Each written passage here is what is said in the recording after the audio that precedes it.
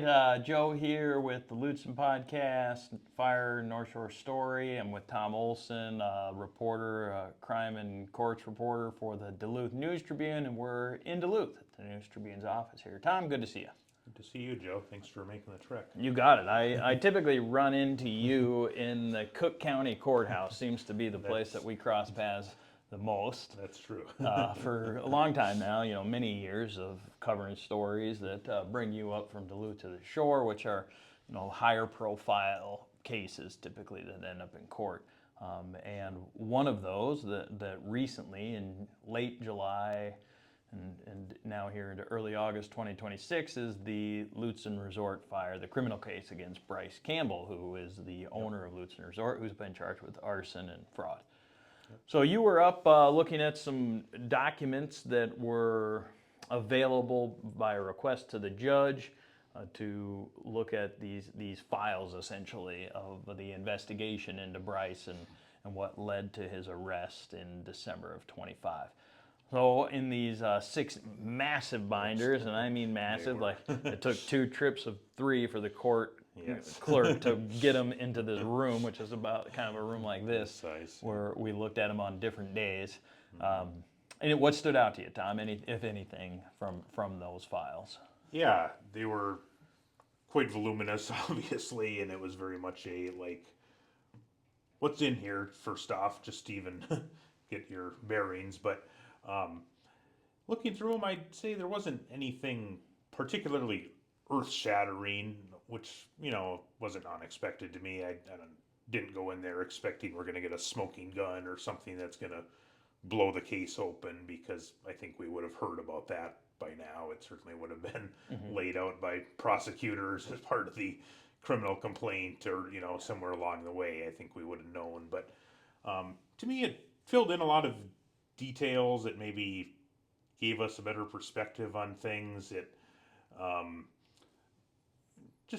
just pieces here and there that we didn't know. And to me, the thing I really focused on most was just Bryce's statement to the BCA investigators after his arrest. I think we obviously knew he was arrested in Michigan. We didn't really know the circumstances or what he said to police or anything at that time. So just honing in a little bit on what he had to say and his continued denials of it, and his kind of sparring with the investigator a little bit, and standing so firm in his innocence while the agent was really hammering him and trying to get him to confess to it. That kind of stood out to me most. Yeah, for sure. And so the circumstances of the arrest in this small suburb of Detroit, essentially a suburb, it was that he had come to do another round of the investigation with the insurance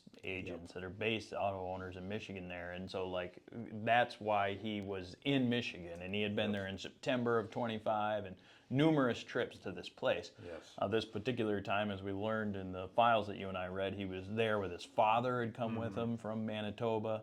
Kenton is his dad, and they were traveling to Michigan, had a hotel at the Hilton there, and I'm sure Bryce went into it thinking it was just another opportunity for him to tell his side of the story to these insurance investigators. Surprisingly to him, he was arrested after that, or not even, I think they took a break and then the arrest was made, because he says, how come I don't get to finish my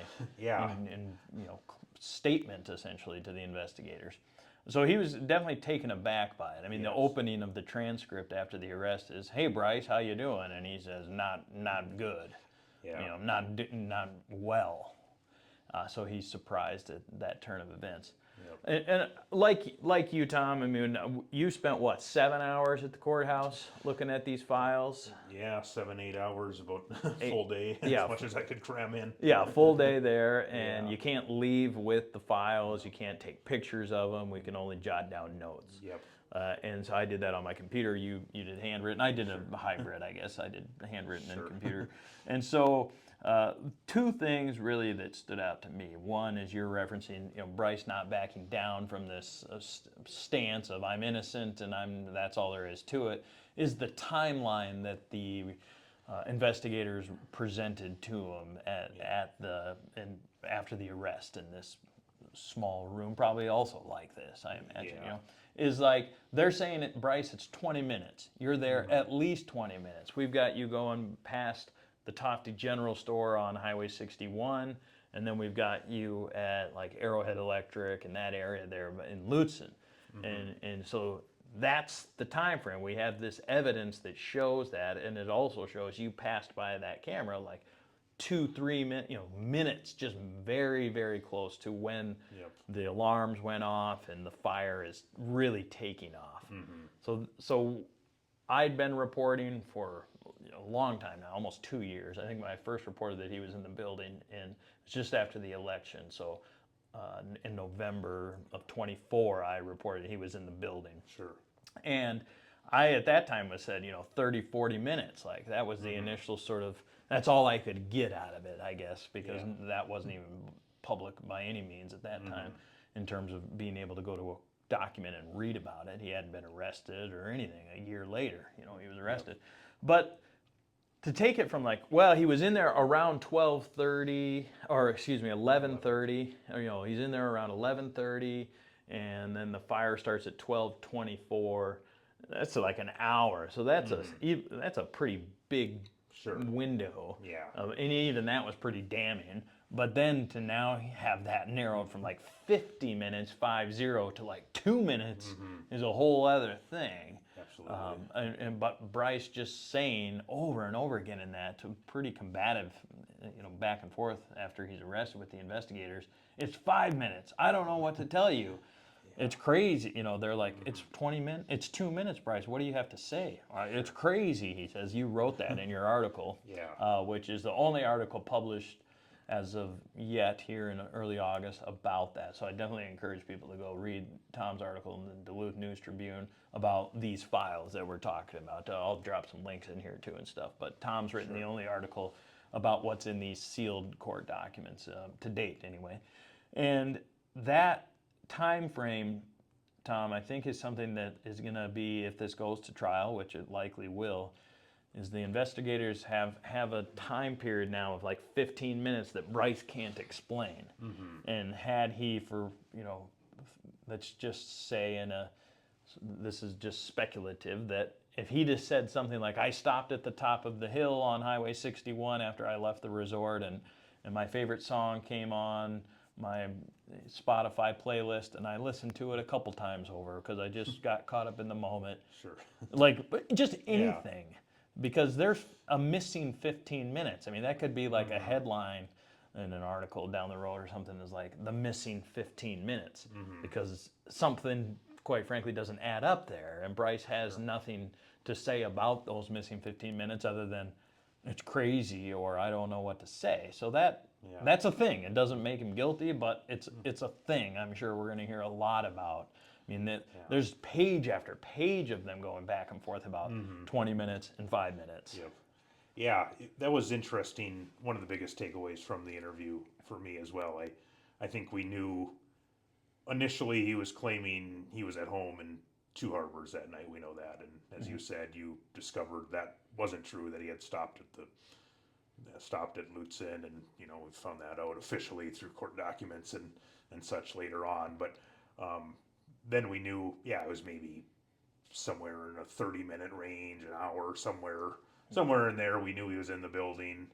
Now, according to this timeline that was being laid out by the investigators, it was, there were a couple different figures thrown out, but it was, he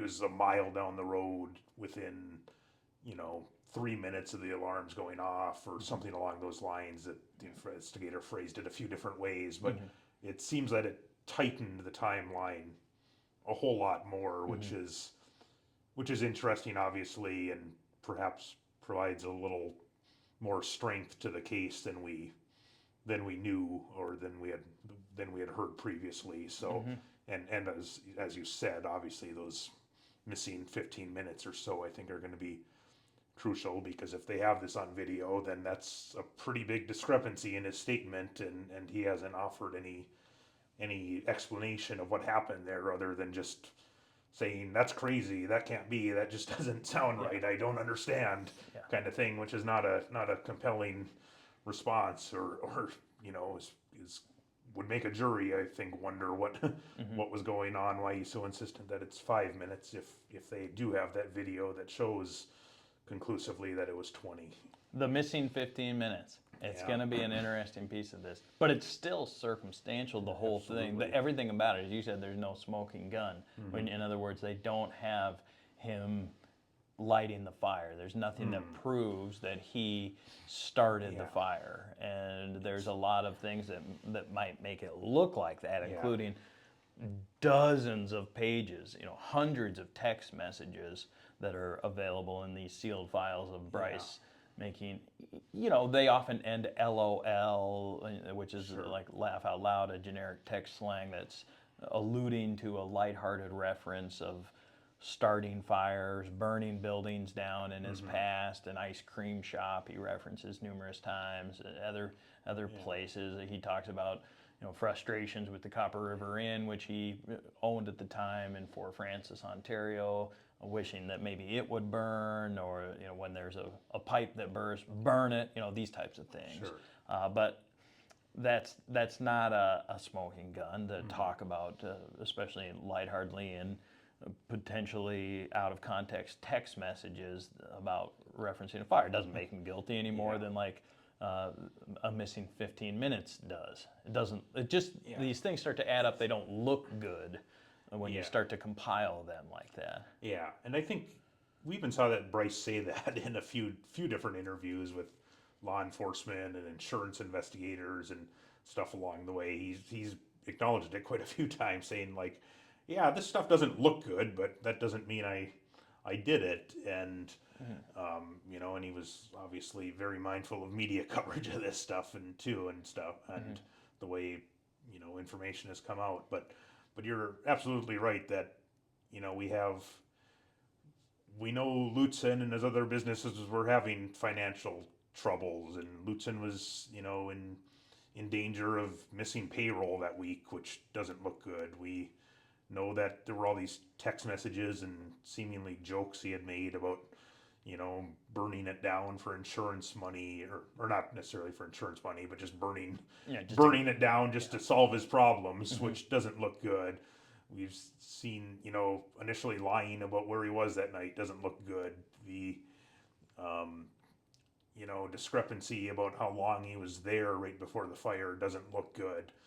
But none of that is a smoking gun, as you said. None of it is, conclusive proof in itself that he started the fire. There's still not, there's some suspicion about a, fire gel that was used in the basement perhaps, but, even that, some of the reports were inconclusive just due to the nature of the fire. And also they had ordered it for their new fondue bar. There are messages about there was that. A legitimate excuse to have it on hand, obviously. It's and to be searching it in his phone.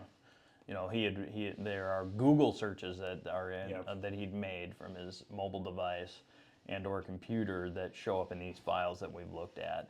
But the fact that he looked that substance up, almost is bad evidence for the state, it would seem, because they ordered it for a fondue bar. Like, it's irrelevant, and especially if it's inconclusive that it was down there too, or it could have fallen through the floor when the floors gave way. So that's not really that doesn't help, I think, the state's cause that Swissmar was, that he was looking that up, certainly. Yeah, and another thing I kind of focused on a little bit too is we saw the state fire marshal's report in there as well, and they had looked at several different things, from an intentional fire to the water heater to something electrical, or just all these different things, and they they officially determined it. I think undetermined is the word they use in there, but they certainly posit in there that there were substantial circumstances where it could have been intentionally set, but there's no overwhelming evidence of what exactly ignited it, or started it, or where exactly. I mean, we know it was in the basement, and Bryce seems to suggest in somewhere in those interviews that it was in the crawl space perhaps, but there's not exactly fire in itself is one of those things that it's destructive by nature. It destroys evidence. It's hard to sometimes even track the exact origin and cause of these things, which makes arson cases difficult to prove. Yeah, he does talk about a crawl space as being the place where he or his investigators believe it started, which is contrary to what the fire marshal has in their report. I'm sure we'll hear a lot about that in the trial. That was the first I read about that or had heard that from what he was seeing in those files. So Bryce is out on bail. He's in Minnesota. He can't leave Minnesota. That's one of the conditions of the bail. I've seen him on Highway 61 coming down here toward Duluth in March, and just happened to pass him by, or he passed us rather. They're going pretty fast on Highway 61, and so he's around. Sure. You probably would have drove by where he's staying when you came to Grand Marais, and have you ever met him? Have you seen him in person ever before? I haven't met him, no, and I kind of came into this more last December on the when the arrest happened and the criminal proceedings kind of started. That's a little more my wheelhouse. We've certainly been reporting on it since the start of the fire, but I've gotten a little kind of taken the lead on reporting the criminal and the civil stuff that's playing out. But no, I mean obviously he hasn't. You spoke with him a couple times before his arrest, I know, but he's not been. Certainly not speaking. His attorney's not speaking. They're staying very much clamped down and letting this play out in the courtroom. And so far, he hasn't even had an in-person court appearance. He's had quite a few on Zoom here, where we've all had the luxury of sitting in our homes or offices and watching it, not having to go up to Grand Marais. But and they're all brief. The hearings to date, there was a scheduled omnibus in mid-March sometime, and then some motion hearings that have taken place since his lawyers made a request to drop the case, basically, for, as they said, lack of evidence. Yep. And that's under review right now, and we'll be finding out in September about that. Is that right, Tom? Is that the timeline? Yeah, there's some.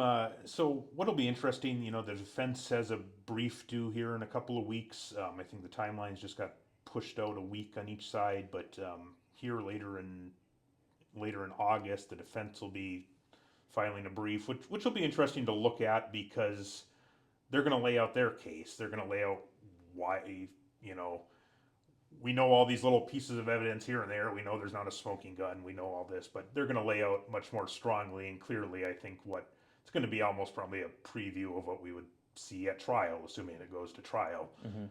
They're going to lay out their case of why there's not strong evidence here, and they probably have access to some other things that we haven't seen either. So, there's going to be new information and new, putting a fine point on that, I think.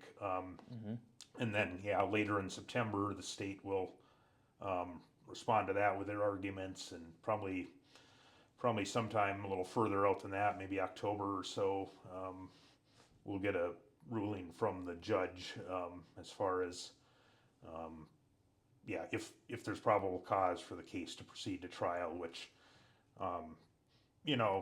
defendants bring those motions a lot. They're not typically granted. I mean, vast majority of the cases, the judge is going to say, there's a strong enough allegation here. It's not proof beyond a reasonable doubt. It's not saying this is strong enough to convict, but we're saying there's issues in dispute here. A jury could look at this and say the defendant is guilty, so it should go to a jury.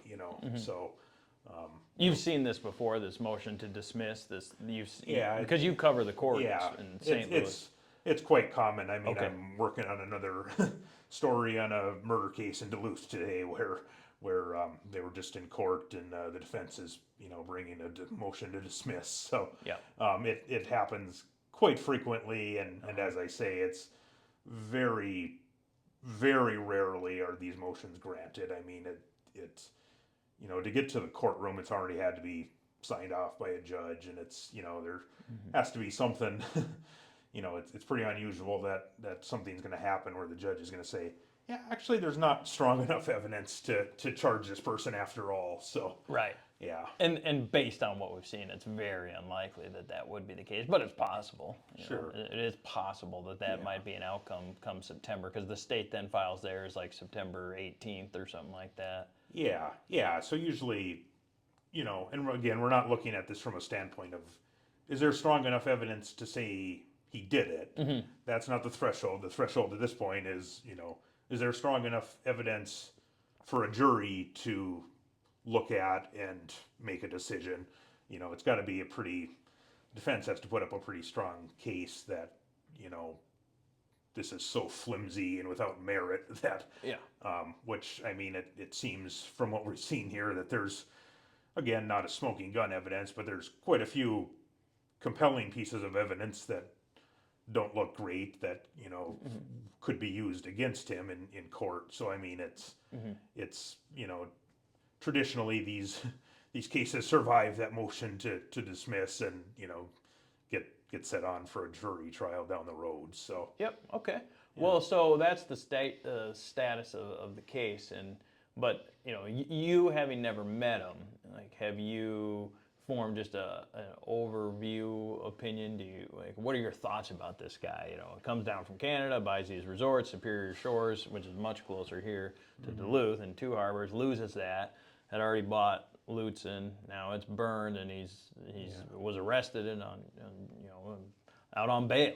But like that aside, or that included, whatever, Tom, do you have any thoughts about Bryce Campbell?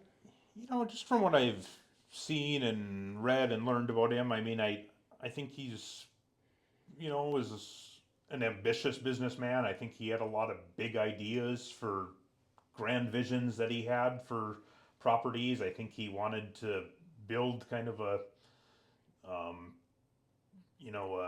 not an empire, but kind of a group of these, resorts and things along the North Shore and in Canada. And I think he had big plans for how he wanted to run his places. He very much was, he was doing some big renovations at Lutsen and was, very much turning it into kind of a higher end type place. He had a much different vision for that than perhaps the locals and people around Minnesota had always known Lutsen to be. But so, I view him as a guy who's kind of an outsider. It's definitely hard to come into a small, tight-knit community like Cook County, I think. But I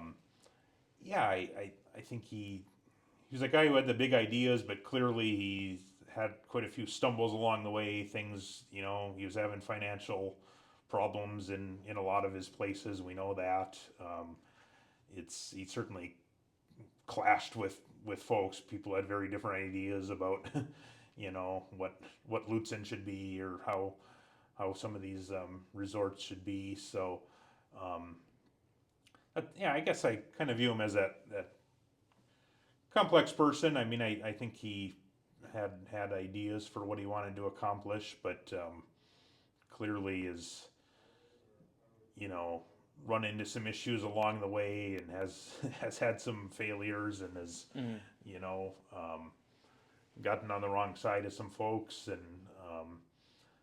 ruffled a lot of feathers along the way. So that's kind of how doesn't of course mean he's started a fire or, did arson or fraud or anything, but it's very much had somewhat of a troubled reputation or experience with some of the folks around our area, from what I've gathered. Okay. Well, and you now, having read these files, and I've read them too, there's a lot about his personal life in there too, and behavior and things that he does outside of work are part of the case, because it's his alibi for the night of the fire, and just there's a lot of that kind of permeates into these files that we read. Is that relevant to this case, do you think? Is that some of what he does in his free time, so to say, do you expect that'll be in the trial and make it into the courtroom?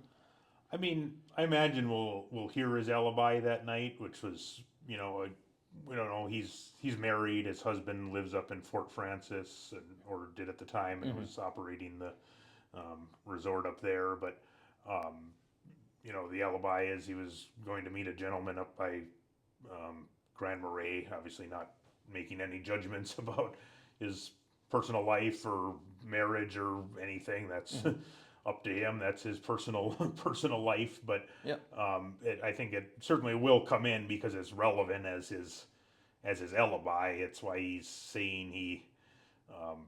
I think he quite clearly lied initially and said he was home. He's tried to say he didn't lie, but just was vague and clarified later. But I think it's pretty clear he lied. But I think it's going to come in as his whereabouts that night and why he wasn't answering the phone and why he wasn't on scene at the start of the fire and different things like that. So it certainly we try not to be too over salacious in our coverage or anything. That's not an area I want to focus on, but I think it's certainly going to come in as relevant evidence of where he was and why his story changed that night and some of that. Right, for sure. And what do you make of the fact that then he came back to the fire?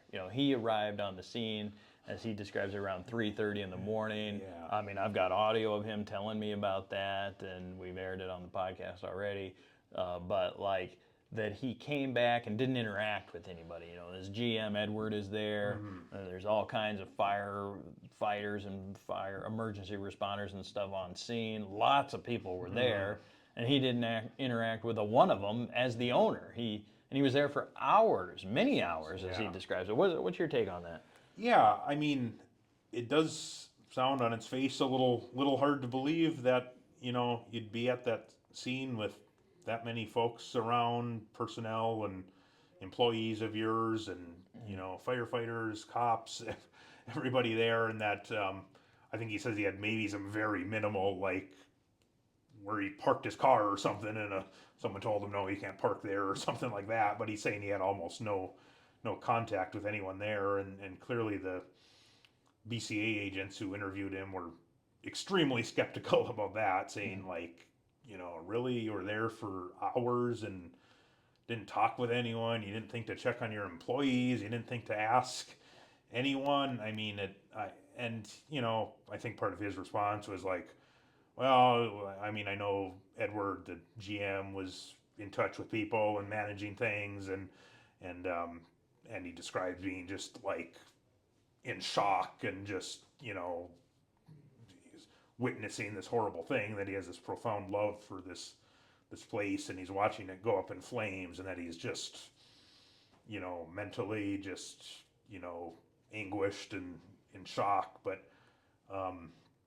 it does, I think that's certainly probably going to be something the prosecution brings in, that so you say you came back, but all these people around and no one saw you. It does, again, on its face, sound a little hard to believe that that he'd be there and not interact with anyone or be seen by anyone.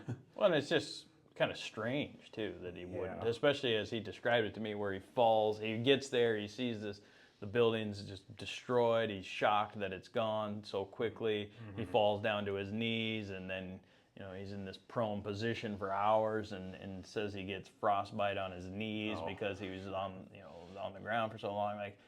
It's all just sort of makes you pause and go, That's kind of a dramatic story, but and not to be seen, and so all of that. But I think that one issue, I'm sure, Tom, we would agree on, is that Bryce has a distrust of the media, and he's told me many times that we collectively, media, only tell half the story most of the time. We don't do the full picture. It's biased media, he feels. I played some clips for you earlier before we hit record, was, he calls the Duluth News Tribune, your newspaper, say you run hit pieces on him, a profile of sorts that you guys did about him a couple years ago now it's been. Sure. And, other coverage about just the Duluth. He talked about the Duluth News Tribune and the Star Tribune a lot in my conversations with him, as places that are sort of out to get him, he feels like. But there I am flipping through the files, and then there's my name in there. I saw you. Yeah, I'm in on it. Yeah. And some opinions on you too. Yes, he does. What was your thought about that, or your just observations as you saw that? I wasn't surprised. I think we know he's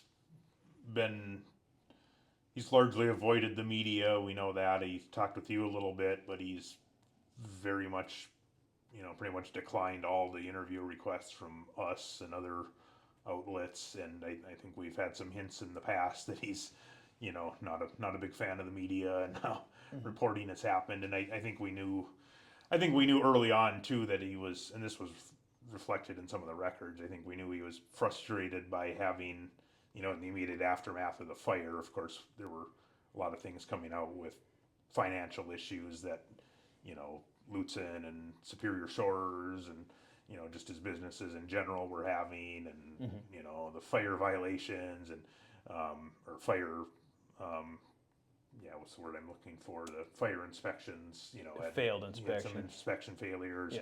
There was, of course, the DNR issue with the work on the Poplar bridge River. at the Poplar River there, which he had kind of been soured about, I think, from before the fire. So I think we've known he's not had a very cozy relationship with the media since the start. So I'm not surprised he would feel that way, or to see him say some of the things. But he does seem to be very focused on what the media is writing too. There was quite a few acknowledgments I think I saw from him in there where he's talking about some of the financial things and saying, like, I know this looks really, really bad for me and stuff, but it doesn't mean I did it. It doesn't mean I burned the place down, which obviously is true. But he's certainly had some. He's certainly very aware of the media, but also doesn't really, very rarely gives interviews, or has very seldom talked about this in public. And I'm sure it's frustrating to be in the, whether he did it or not, I'm sure it's frustrating to be in the spotlight and to be having all these issues dragged out, which are, some are directly related to the fire, some are just, other ancillary things related to, business struggles and such. But Right. And so, Tom, with this article that you wrote in late July after you looked at the files, do you still reach out to him and his attorneys, like for this piece that you published about after you read through them? Did you still send an opportunity for them to comment? For this one, I didn't really reach out to anyone on either side or do any, thing much for this one. This one was just kind of a, let's review what's in these reports. We're going to get these, defense briefs here, and or defense briefs and the prosecution briefs coming soon. So this one was a little more of just a kind of standard public records, like reporting, adding a little bit of, and I felt obviously we were getting his, focusing on what he had told the investigators and stuff too. But yeah, certainly we've, throughout this, we've made many, many requests out to him and the attorneys, and have really not gotten any substantial response of any kind at any point in 2+ years, I think. So You have. So you've been reaching out. I think at one point in my discussion with him, he says you guys blocked him on LinkedIn or something, and he was trying to respond. Maybe it was just a reporter, a private, message from a reporter. But sure. Yeah, and I think that was in reference to the Duluth News Tribune. It's irrelevant either way, because nobody does interviews through LinkedIn. It's just like could be a way to find somebody to contact somebody for something, but yeah. Exactly. When he said that, I was just kind of like, but Bryce, they would have sent it from your guys' official emails or calls or both. You know. So the media side of it, obviously he doesn't like that. It seems like it's harder for you to make an assessment of him as a person, having never met him. But let's talk about the timeline for moving forward, because my take on it, having watched these very brief motion hearings, I know you have too, the omnibus hearing, which I thought back in March might be a significant day. I made some travel plans, adjusted. I was thinking at first it'd be in person. I was thinking that might be a monumental day, a pivotal day in this case, and it was not at all. So there hasn't been any substance to these hearings largely. No. What's the timeline? What do you think if this goes to trial? What are we Yeah. looking at? What's some realistic possibilities? So we've been in the. You're right, and I mean this is kind of the frustrating part of covering these cases, and I do a lot of them that, something big happens, they get charged, and then it seems like you spend sometimes a year or more going to, a hearing every few months that lasts 5 minutes and it's done and nothing happens. But I think we're getting to the point here where we're going to start seeing some more substantial things, as I kind of mentioned. Next, month and a half or so, we're going to get these kind of detailed written arguments from both sides, which is kind of in itself probably going to be a little bit of a preview of what the trial would look like, because both sides are going to have to kind of lay out their case, the defense why they don't think there's enough evidence, the prosecution why they think there is. Then we'll definitely get the judge's ruling sometime later this year. Assuming it's upheld, that the judge says yes, there's probable cause for these charges to go forward, then it's going to be then effectively it's a not guilty plea is entered. That's kind of the process of if you challenge this and you lose your motion, then not guilty gets entered, and then from there we're likely talking about scheduling a trial date. So I think it's very plausible that would happen at some point next year. I don't know how much more work. I mean, it seems we're to the point where all the evidence, all the reports, all the forensic testing, all that stuff, it seems like has been done and has obviously been reviewed by attorneys. So I think we're getting to a point where it could be, sometime later this year we could know a trial date and kind of be on course for that. So I think we'll see things pick up here before too long. A few months we'll hopefully know.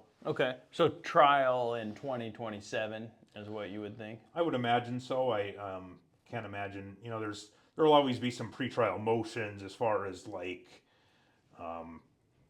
actual trial procedure and things that can and can't come in for evidence and things like that. But at this point, I mean, it seems all the necessary discovery is in, and once we get through the omnibus motion, then you're pretty much looking at scheduling a trial date. So I think it's very, very plausible that would happen sometime next year.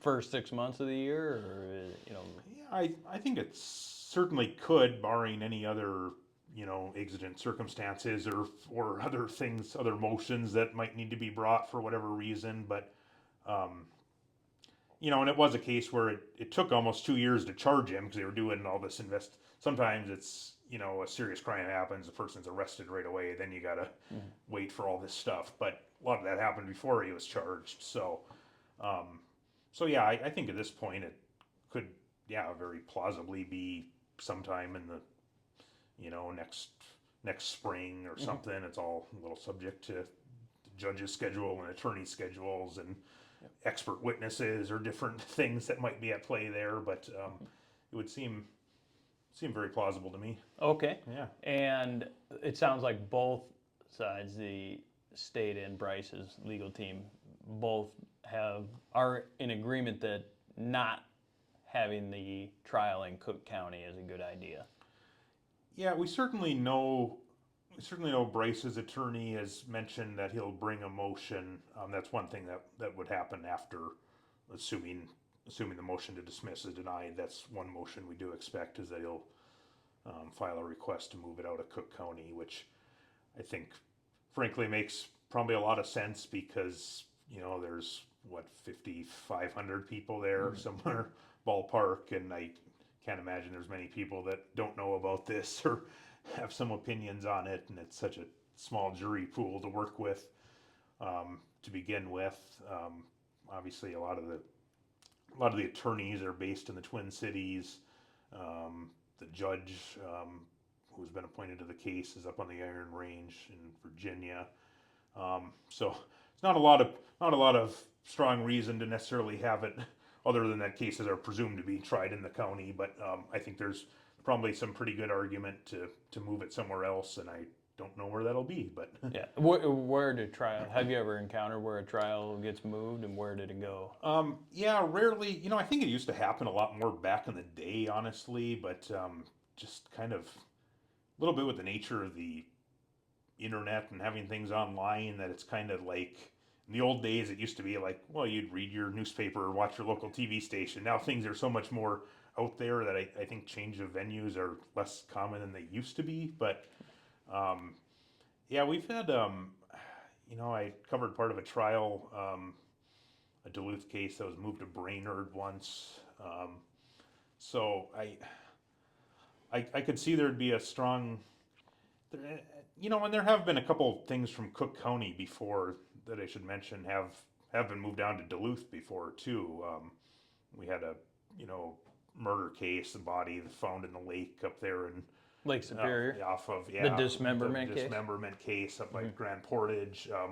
One of those trials was held down in Duluth, just due to the nature of that, and your former county attorney up there who was tried for criminal sexual conduct. I remember his case was moved to Duluth. So perhaps it goes to Duluth or Virginia where the judge is, or perhaps they say like we need to get it out of this media market, and like a Brainerd would be. There's certain like security logistics and things that go into play too with those. I know it's somewhat of a discussion with other counties about like who can accommodate this, has the space, the logistics to do it. So Okay. Well, we'll wait and cross all those bridges down the Yeah. road. Where does this stack up for you? Just in conclusion, then, Tom, about these other cases you mentioned, the dismemberment, somebody chopped up a body and dumped it in Lake Superior up at Grand Portage in the middle of the night. Sure. And then there's the Levi Axtell case that you are covering, continue to cover, where a local Cook County younger man bludgeoned and killed a former, convicted pedophile, Sure. but for a whole host of reasons, that's a very complex Yes, it case. is. But it looks like that's going to be moving as a criminal matter now against Levi. But just in terms of these other higher profile cases, the Bluefin Bay shooter, I know you were up there for that one too. Where's this one fit in? The Bryce Campbell Lutsen fire. Yeah, it's interesting. You're just mentioning all those. It is kind of funny how like Cook County, for such a kind of serene little place up the North Shore, has certainly had its fair share of just wild or gruesome or otherwise newsworthy cases these last few years. It's rather interesting that kind of what you'd think of as a pretty sleepy little community up there has had kind of its dark side too, and had so many of these things that have made regional and statewide news in the last 10 years or so. But no, I mean overall I think it's certainly up there as probably one of the more just intriguing cases, or ones that just really kind of that you kind of just want to know all the details and know everything about it. It's not just your kind of like day-to-day case where it's like, I got to go to this court appearance or whatever, I got to write this thing up. It's kind of one of those that I think you really feel the kind of community impact on it. This was such a beloved place that meant so much to so many people, and so many people were married there or would take their vacations there, or that the impact of this was so profound in some ways. And then just any time you're talking about arson and burning places for insurance money and stuff, that just adds such a layer of intrigue to a story as well. So it's we don't get a lot of these like cases like that. I mean, I've covered far too many murders and violent crimes and stuff, but you have the occasional arson that's usually more of a mental health thing or something more than anything else. I don't think we've had another case like this in my whatever it's been 13 years I've been covering crime in courts around the area. I think it's certainly going to probably stand out for me when I look back years from now as one of those cases that just in its impact and the intrigue and the mystery, and it's not a open and shut case by any means, as we've talked about. So I think I'm very fascinated to see what what happens next. I fully expect there's going to be a trial. I don't envision a scenario where some kind of plea agreement is reached. It seems that, you know, Bryce is quite fastidious that I did not do this. I am innocent. I loved this place. I would never do this. And I just don't see a situation where it ever gets resolved short of going to trial. So I think we're going to have a lot more to cover and a lot more stories to write on this, and it's going to continue to be a story in the region here for probably quite a while, probably years to come. Yeah, I think so too. And you mentioned that he expresses this loss, this tragic loss, how it's been hard on him, and he's the only one who can rebuild it, as he's told me, and I think he tells the investigators that too, and respect Lundy's design and so forth. I'm curious if you saw in the files the photo of him out at the sign giving the middle finger to what appeared to be the sign. Did you see that in the files? I must have skimmed past that. I know there were some sections with a lot of photos, but I didn't stand out, or I must have not have paid attention to it. Yeah, and who knows what he's doing that. What the context is, what he's doing that at, but it's in the files for whatever reason, and it's one of those things too that, you know, the context of some of these text messages in there is missing, and they look pretty damning on the surface, but what was said before and after it is, I'm sure something that we might even learn in this motion brief that we see to dismiss from, by the end of the month, even, Tom. So as you reference, a lot more to come.